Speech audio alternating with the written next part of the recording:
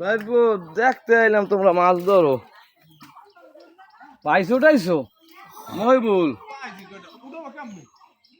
কয়টা বাবা কইলে না আছে, আল্লাহ দিলে ভালোই।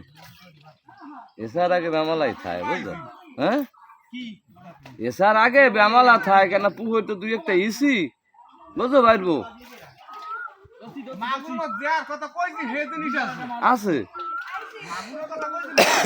পাইছো কেমন থাকলে পাইছো তাই মোটামুটি পাইছি মাগুর পাইছি। কয়টা পাইছি ওই দি? হ্যাঁ মাগুর তো ভালোই আছে তাহলে।